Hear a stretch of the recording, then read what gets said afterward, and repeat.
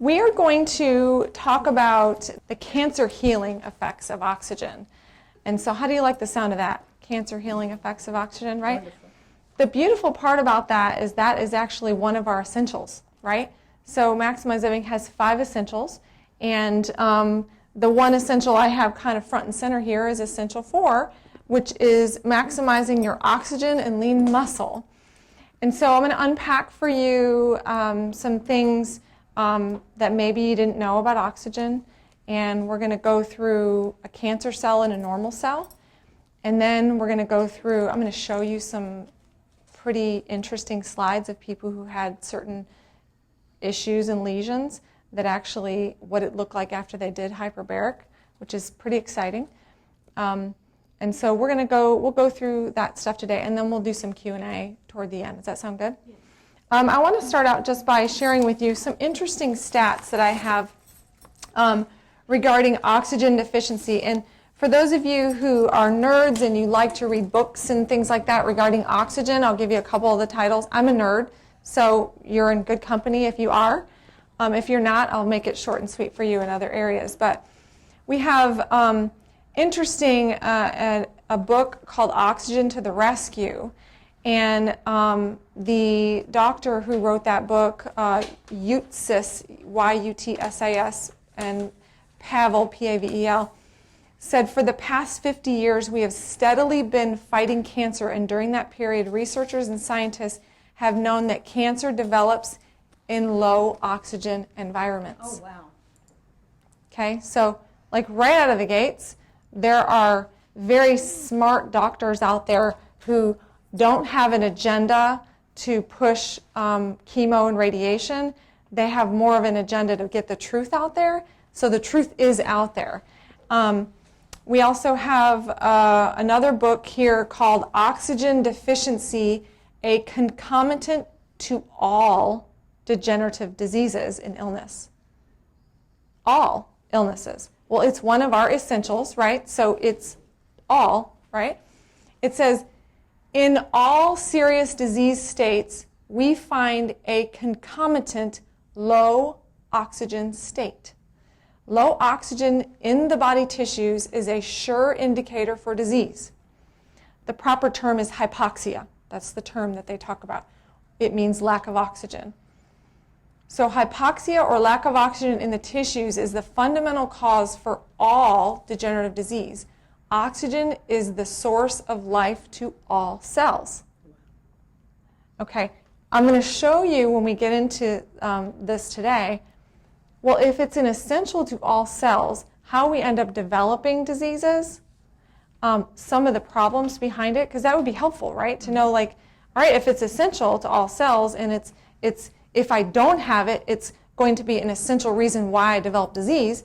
Well, how the heck am I getting this lack of oxygen in my life, right?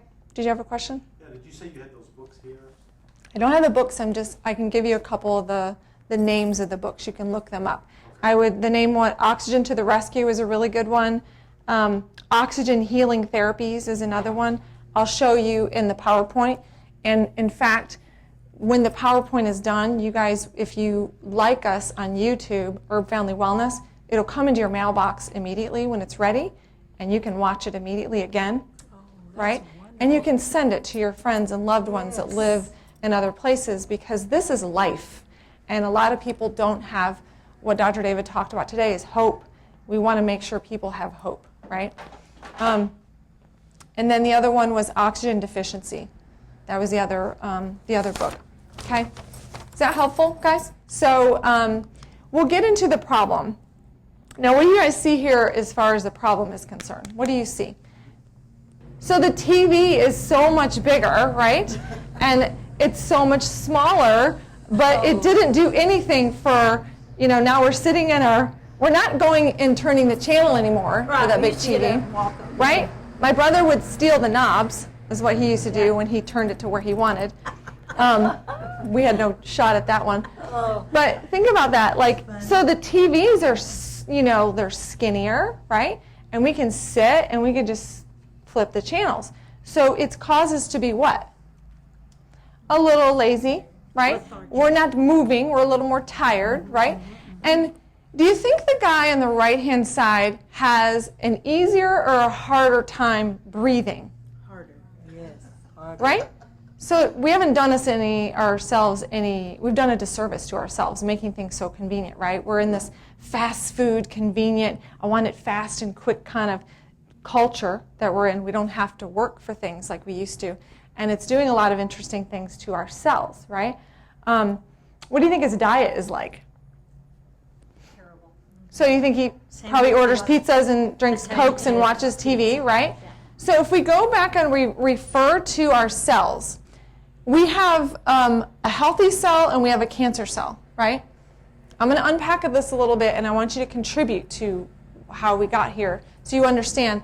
A normal cell's mitochondria, right here in the middle of the cell, will actually create 36 ATP, which is energy, right?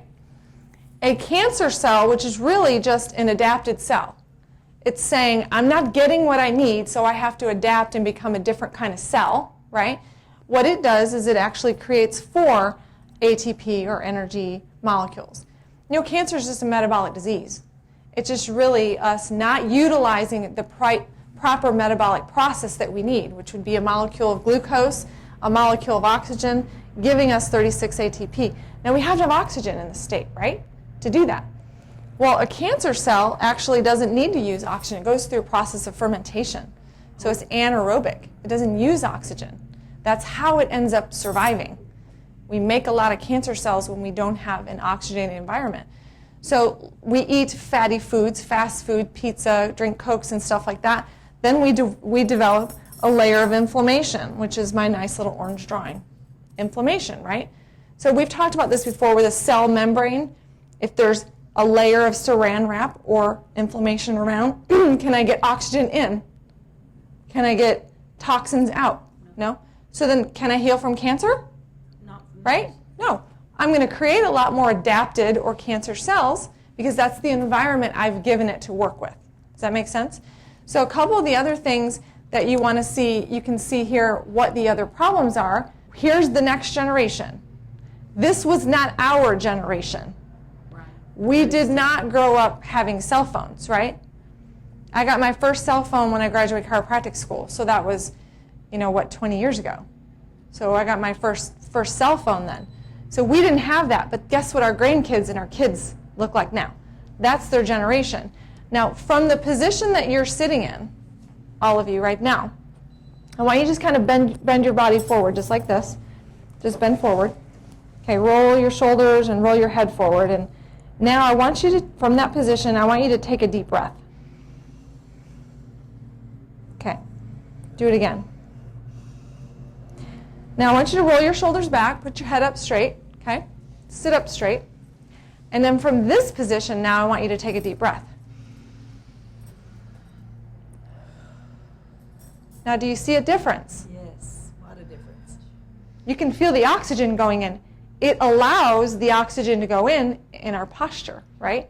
Our posture allows. So we train our body to be in this posture, right? We train our body to be in this posture, right? The posture where we're kind of sitting in the car, kind of leaning way back, right?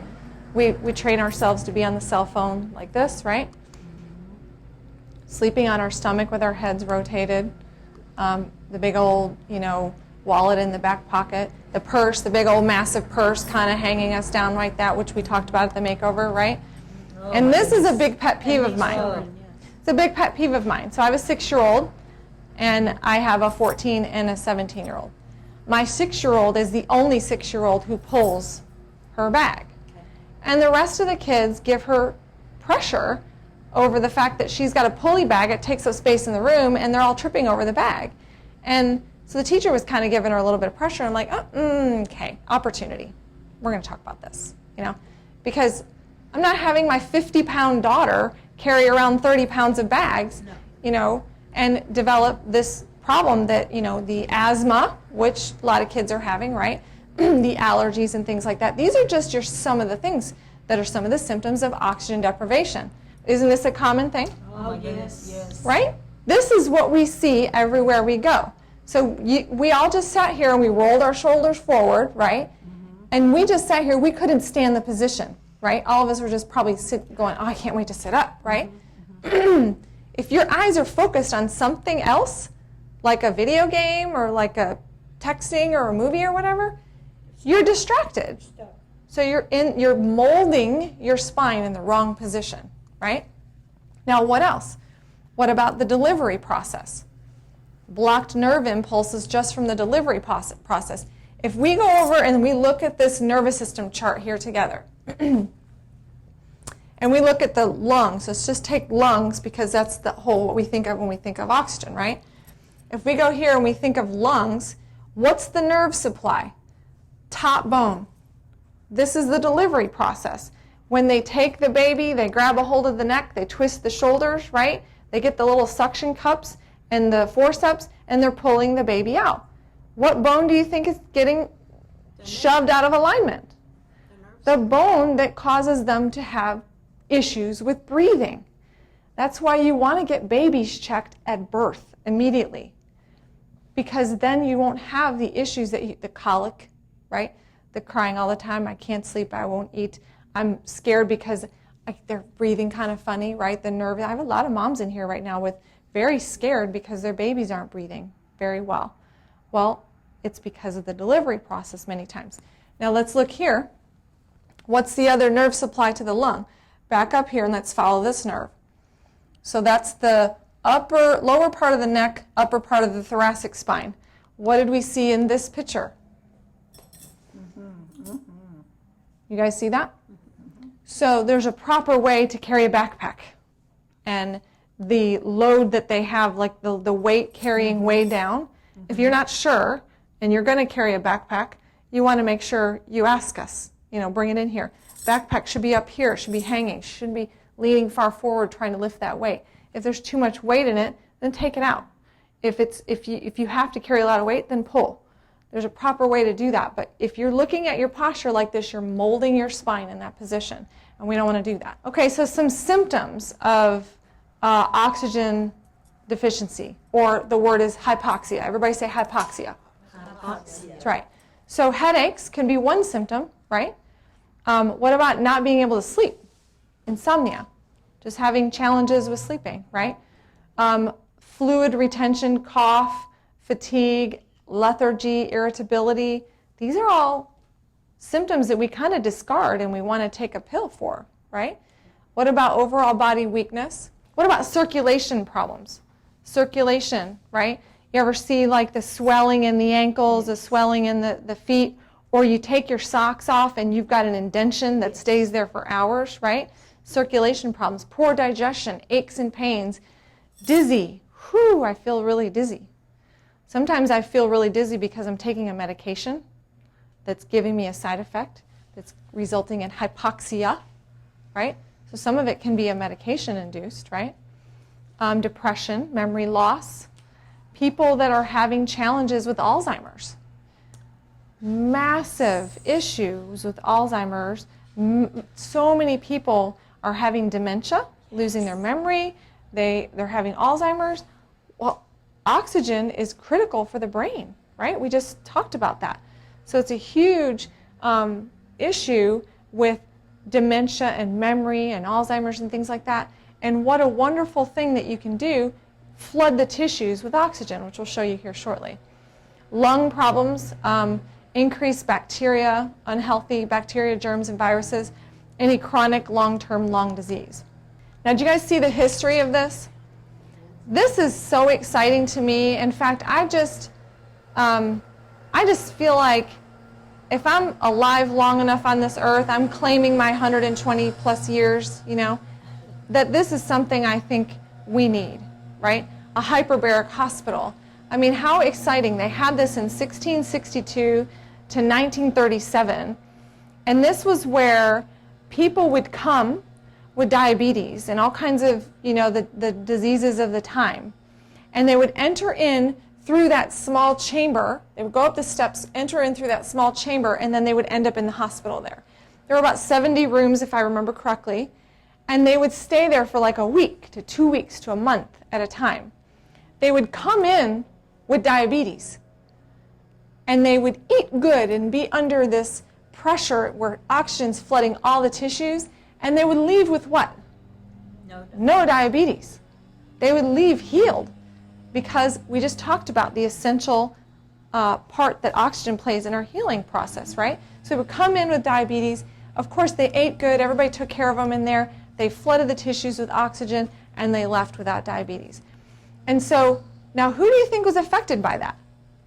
If you're thinking about competition, who do you think was jealous, affected, did not like the fact that people were using something like this rather than using prescriptions and surgeries and things like that? Right, the AMA. They said, this isn't happening on our watch. They scrapped the whole thing. They destroyed the hyperbaric hospital. They scrapped the whole thing, and it's, no longer a benefit for people anymore because they were threatened by the benefits, right? Amazing, right? So this is something that we have our very own little hyperbaric hospital right over here to the left, right?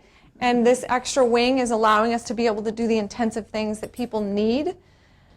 But man, we got to get the word out there. People don't know, they don't have hope over this stuff, right? And so that's why, one by one, these talks and these events and things like that, and then the YouTube videos in this room, we got to get the word out so people can have hope over this stuff.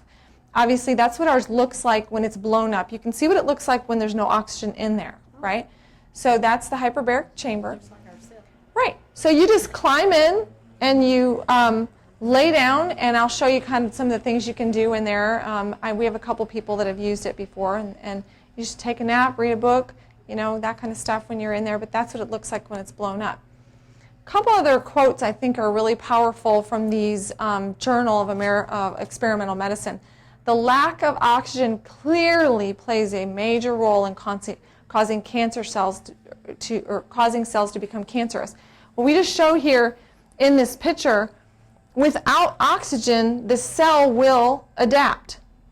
All the cancer cell is it's figured out a way to survive. And it just is an adapted cell with a damaged metabolism. That's all it is. If you look at it that way, it doesn't have the power over you, and it can't create all that fear and freakiness that I think that it causes in a lot of us if we realize that, hey, let me understand how a normal cell works and then what a cancer cell does. If I take a cancer cell and I flood it full of oxygen and I take away its sugar, what's it going to turn back into? What's it going to do? It's going to turn back into a healthy cell, right? It's just adapting. We have to give it the right, we got to take away the fast food, right? We got to take away the sugar source, the bad sodas and the bad eating and stuff like that, and flood it full of oxygen. Then it turns into a healthy cell again, right? So this MD here, he says, I utilize hyperbaric therapy in all stages of cancer upon detection as well as pre and post surgery, pre, post, and during chemo and radiation. The hyperbaric will potentiate any primary cancer treatment. Hyperbaric is the best cancer prevention and cancer remission therapy out there, bar none.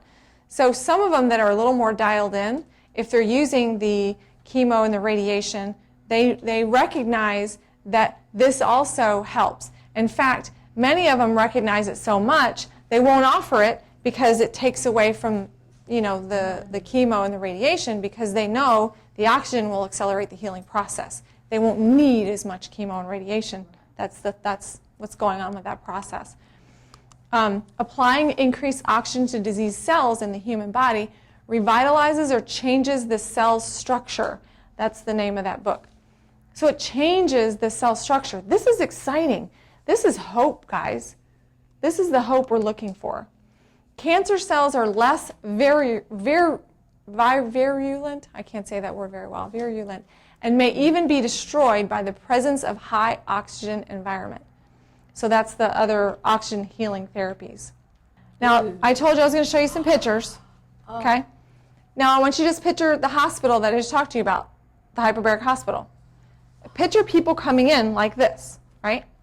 They come in with, isn't this the type of wounds you see with diabetes? I want to see this. Right? So the type of wounds you see with diabetes, what limbs do you usually lose? What body parts do you usually lose? Right? You usually lose your feet, right? So usually there is impotence, right? The areas where the blood has to, smaller blood vessels, carry oxygen to, that would be the feet, male reproductive organs, right? So you usually see issues with the toes, the feet, right? And so this person actually had the ulcer on the left foot that had failed to heal within 30 days. So the regular treatment that they were doing, it failed to heal. So before the hyperbaric on the left, this person was about to lose their foot, okay? On the right, because this stuff spreads to the whole body. They don't want this infection to get to the rest of the body, right? So after 59 treatments, this is about 6 months later, look at how amazing that looks, right? Oh, wow. Now you combine that with 5 essentials that we teach here in the office, which this person did not get. You combine that with giving you the knowledge and the understanding so you can walk around confessing and knowing that your body is fearfully and wonderfully made, and the power that made the body heals the body, right? Doesn't happen any other way. That's the mind component. You get the nerve supply, you turn the nerve supply power onto the feet and all those organs that normally are compromised. You get the proper nutrients, like we talked about. You take away the crappy sugar and you put in the good nutrients. You flood the tissues with oxygen, and then essential 5, you pull all the toxins out. Can you see someone like that, right? Healing? I mean, it's just amazing. So after 59 treatments, now what they usually say is you start with 40 treatments. That's what they usually say. Everything that every book I've read, they say we start with 40 and then we go from there. So just kind of for you to kind of know that, okay? Back to back or spread out? It depends upon the intensity and the severity of the case, but they usually say 40 treatments is really kind of your bare bones basics is what they say, yeah. And again, if you're talking about diabetes or you're talking about preventing or overcoming cancer or you're talking about sports or you're talking about Alzheimer's, like it's all, it just depends on what you're dealing with. This person, been there a long time, 62, so this person's probably been living like this for 30 some odd years probably, right? Mm-hmm. And it just got to this point. Oh. And here's another one, hard to look at, right? So before treatment, we just had, Rebecca just had a surgery, she just had a surgery, right? And probably maybe many of you guys know that. Well, she went in for the surgery, and after the surgery, she had a fibroid that was like the size of a human, and they took the fibroid out, and when she went back in, it was 3 days, her uterus had completely healed. She'd been in the hyperbaric chamber prior to and after. They don't even know what to do with that. They've never seen anybody heal like that. And the same thing when she was a high-risk pregnancy. So the same thing, because she had the fibroid in her while she was pregnant, she was a high-risk pregnancy. So she was in the hyperbaric chamber, then, during her pregnancy, and then at the end, when she had the C-section, because the fibroid was literally sitting in the pathway for the baby to come out. So when she did that, she went in and got into the hyperbaric, and every time she'd go in for her follow-ups, they're like, what are you doing? First of all, you defy all the odds, because most kids don't make it, when you have a fibroid that big. Most women don't carry their children full term through that. They lose them. So she just defied that odd, for starters, just from being under 5 essential care, right, in this office here. And then she's going through hyperbaric, so the process of the delivery and everything was so much better. Then after she had the baby, she came in here and did hyperbaric again with her adjustments. They didn't know what to do with her.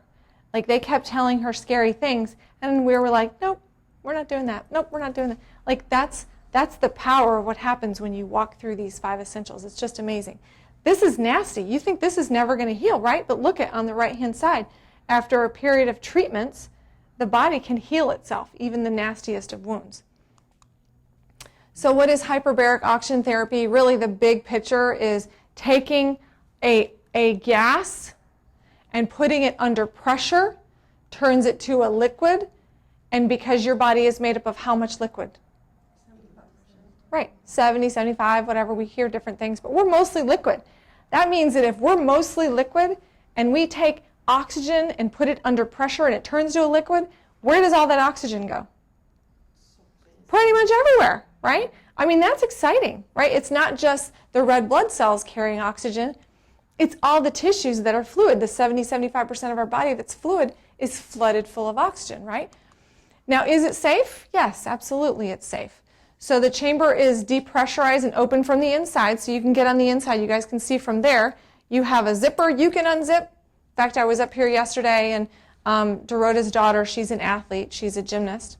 She has a competitive edge. She goes in the hyperbaric. Really helps a lot. And I walk in, I walk out, the hyperbaric's on, and she just had to go to the bathroom, just came back out. Like, you can get yourself in and out. It's easy to get in and out of it. It's very safe. The claustrophobic is usually the thing that people think of as, oh gosh, I'm kind of claustrophobic. The thing blows up, you're taking a nice little nap, or you're reading your book, or no one is bothering you. I don't know if any woman in here can recognize or identify with that. Just nobody bother me right now. I want some quiet time. Me and the Lord are in our little oxygen chamber right now, So, and see, it's comfortable. I'll go through some of the things. If you needed something, you got your cell phone. You call, right? So it's a very easy kind of situation to be in there and very relaxing. Do you guys know what it feels like when you fly in an airplane? Everybody's flown in an airplane, right? So when you fly on an airplane, you feel the pressure, right? You feel the pressure. It takes about a minute for it to pressurize. So you feel that pressure when you're going up and when you land. How would you guys normally depressurize your ears when you're flying? What do you guys normally do? Gum. So everybody said chew gum, blow your nose, right? Yawn is my favorite thing to do, or take a drink of water, right? So there's so many ways that you depressurize, and you have control over that when you get in there. You can control the pressure and things like that. So again, you're in control of the situation. So it's putting pressure. It's like going 11 feet below sea level. Have any of you dived before? No. You go diving down, you can kind of feel the pressure, and you have to do the same thing, right?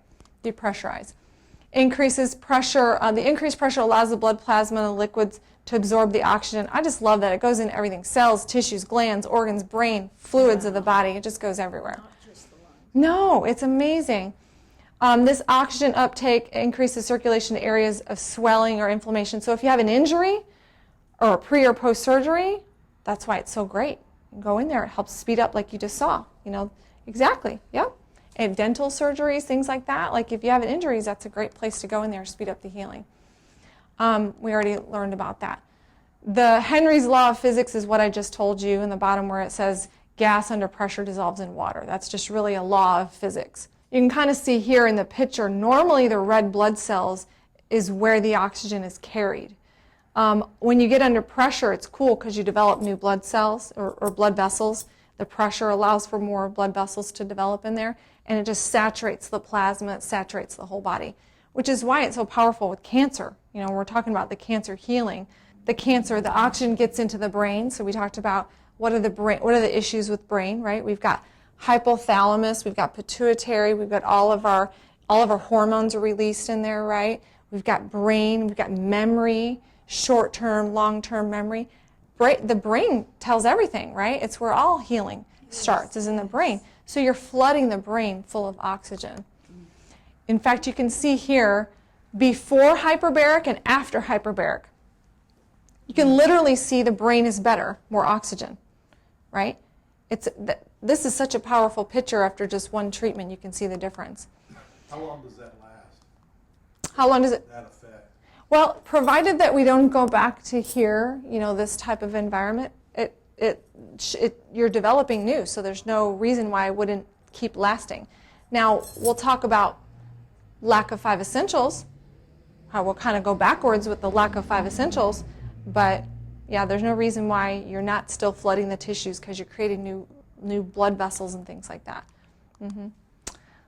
Side effects. There's no side effects for it. There's a couple people that we don't let in there, so we already kind of checked through for your if you have you don't have a lung, it's not your lung, stuff like that. We'll look for that. A few things you want to keep in mind when you get in there.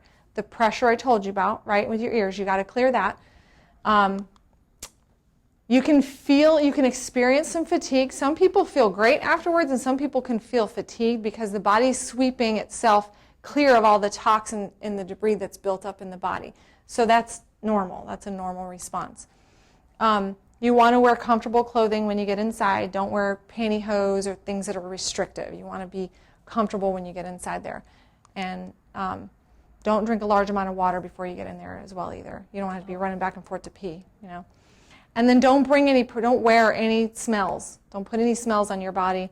You don't want to get in there and have someone else's smell. You can smell like, you know, just don't wear any cologne or perfume when you get in there. So the chamber seems smaller, like you said, it blows up. And you can have an adult with a child going in there. I have children or autistic kids that go in there with their parents. That works out really well. In fact, anybody who's on the spectrum with autism, things like that, it's one of the best things you can do for brain injuries or autism or vaccine injuries is hyperbaric chamber. It's one of very wonderful benefits of that. In fact, if you go to my website, we have a new website. We'll walk you through how to get on there today. There's a couple of testimonies and stories on there you see of people that have, you know, with cancer or autism, things like that are in there. After it inflates, it'll begin to pressurize. This is the time when you experience pressure. The easiest way to relieve it is just like you normally do, equalize your ears. The sessions last around 60 minutes. If you are a more severe case, so just imagine 60 minutes is one session, but if you're a more severe case, sometimes we'll have you in there for 2 hours at a time. And that's fine. We just schedule it like that, okay? What can you do? You can kind of see pretty much anything. You know, you can listen to music, be on your cell phone, handheld games, watch movies, work, you know, if you want to be productive without any interruptions, you know, read magazines or books. Exactly, yeah. You should not go in the chamber if you are drunk. Well, That's not a good thing, right? If you have ear canal problems or an ear infection, okay? Don't enter with the chemicals. We just talked about the perfume or any chemicals. How frequently should I make them? I usually tell a person if I know that they have a specific situation going on, I'll say I need you in there 4 times a week for about 2, 3, 4 weeks. And then after that, we'll assess the situation. That's usually kind of how I do it. After that, you can go 1, 2, 3 times a week. Do you guys have any questions regarding what the benefits of oxygen? You saw the issues. You saw the healing capacity. If it can heal a massive sore on your foot like that, could oxygen help heal cervical cancer that's inside your body, right? Could it help prostate, right? It's not an outer sore that you can see, but maybe more of like an inner issue. Can you guys see? What about brain? Can you see how it can benefit all of those things in the area? Does this chart, one thing I want to go through with you guys, tell me what some causes are to developing a cancer cell. What do you guys think? We hit them through the course of this today. Give me a couple causes. lack of exercise, Okay, good. So lack of exercise. Poor diet. High amounts of sugar, right? What about lack of nerve supply? Exactly, and toxins. What about posture, bad posture? Which would be nerve supply, right? We have a lot of bad habits, don't we? A lot of just the culture we're living in. So this new lifestyle we're trying to overcome and look at the 5 essentials can help us with that. Yes, question for me. yes, in a diagnosis of frontotemporal dementia with the subtitle of semantic dementia, very, very severe. Can this really bring, I looked it up on the internet to find out what in the world these things are, and it says an atrophy or a shrinking of the brain, unlike Alzheimer's with the plaques and tangles. So can this bring a shrinking brain back? Well, think about it. Why would something atrophy? Do you guys know what atrophy is?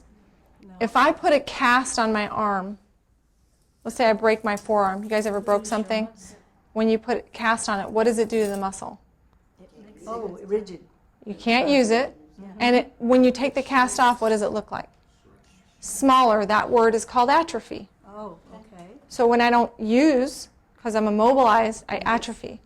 Yes. If I flood something with oxygen, it wakes it up, right? Yes. So it's making it work. It's taking it through a process of aerobic, right?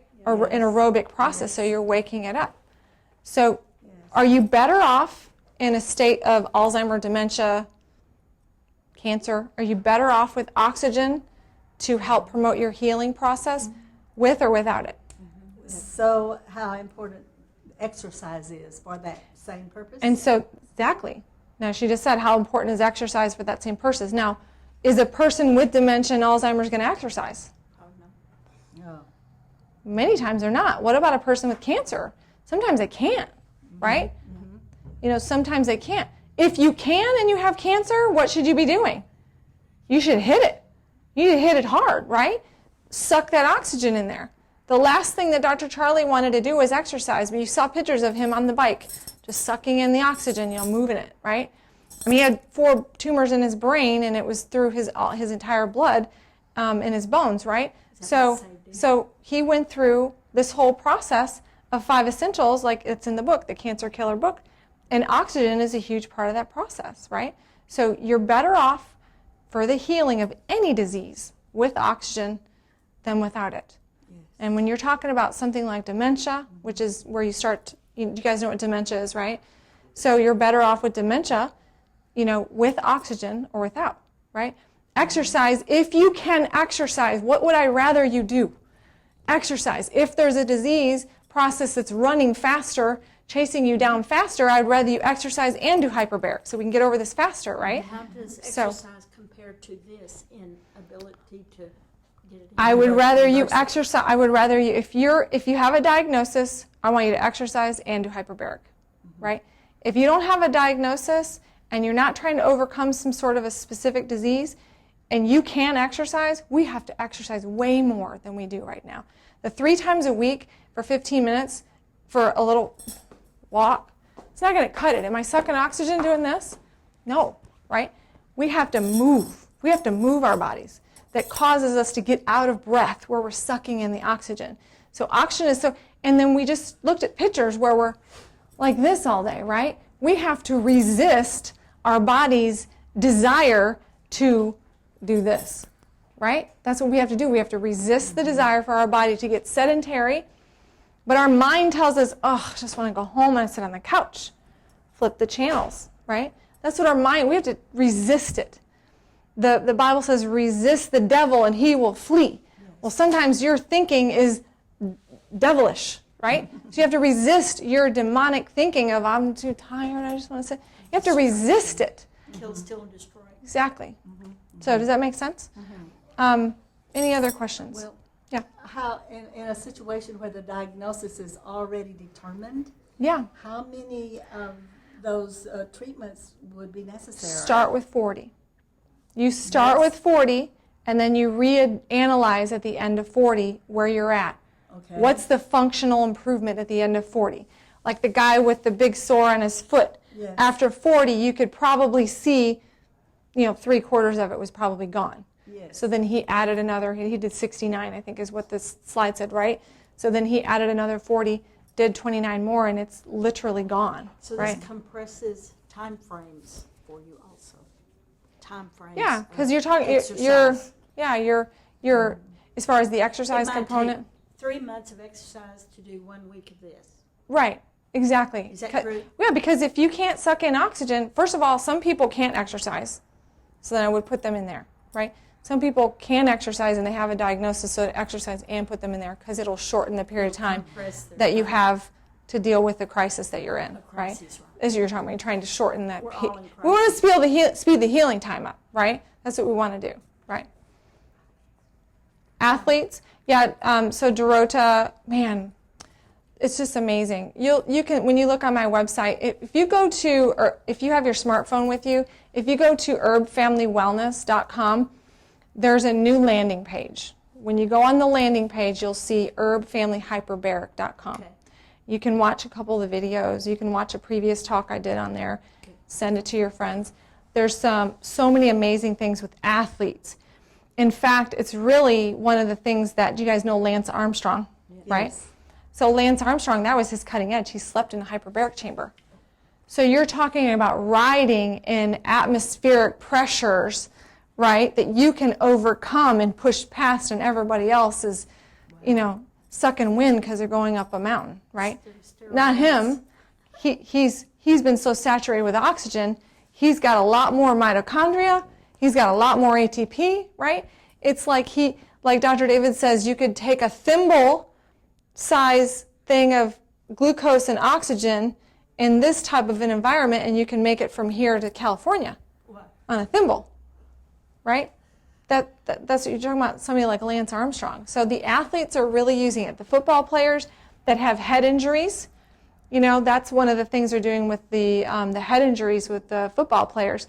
They get the concussions, right? Post-concussive syndromes.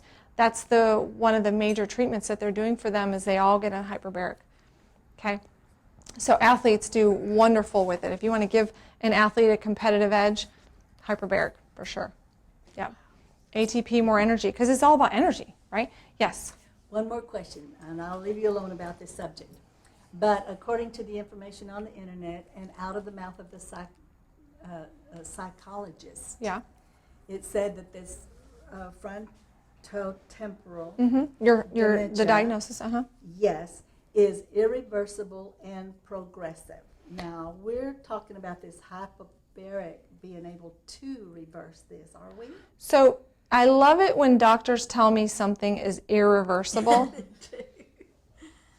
There's only one person that has the authority to tell me that. Hallelujah. Very good. And that we're talking about hope today, right? Yes. So there's nothing that, I rebuke that in the name of Jesus. I never let anybody tell me that something's irreversible. Okay, doctor, I hear you, but I serve the King of Kings, the Lord of Lords. And he said that my body is fearfully and wonderfully made, and by his stripes I am and was healed, right? So I don't like that. I don't like when people tell me that there's an irreversible. I hear you, this is your expertise, but now I'm going to go over here and start walking this thing out, right? And you just, no, do I know what the answer is as far as, how quickly someone is going to heal and which disease? And I have a lot of experience. I've seen a lot of things in here. But if you believe it, that you're going to heal, then you're right. If you believe you're not going to heal, then you're right, right? So there's so many components to that. So I would say you walk it out. He still has fight in his step and he still wants to be healed, then you just claim your healing and you just walk it out. Does that make sense? Yes. Amen. Yes, thank you. Good job. Okay. Yes. Anybody have anything else? Yes. How often should you come in for your... So if there's a diagnosis, then you were going to come in 3 or 4 or 5 times a week, if there's a diagnosis. And if depending upon the severity of it, you might go 1 or 2 sessions at a time, depending on the severity of it. And if there's not really a diagnosis, and you're just trying to make sure that you're healthy, you can come once or twice a week. You can use them all at one time, like, do 3 all at once. Like if you buy a 3-pack or something, do them all at once, and then maybe every couple months do another 3. You can do it how you see fit, depending upon what your health goals are and what you're trying to deal with. Does that make sense? Some people are getting in there, they're trying to get off medication. So they're going through a process of weaning off some medication. Is it better to when you're dealing with a medication that causes hypoxia, right, and you're getting off the medication that causes hypoxia to flood the tissues with oxygen? Oh, yes. Will you have more success in getting off your medication? Absolutely. You work with your doctor, you check your metrics, your heart rate, your blood pressure, you work with all those types of things. It's amazing the benefits that you'll see from people being able to win and getting off of that. Again, it's through the 5 essentials and all the things that we teach in here, which all of you guys are very aware of that, and you're walking that stuff out. Was this good for you guys? Yes. Okay, thank awesome. you. So we are going to conclude, and if you have any questions after, I'm here. And if hopefully I've answered your questions, individually, but if there's one-on-one that you want to ask me, I'll be here for that.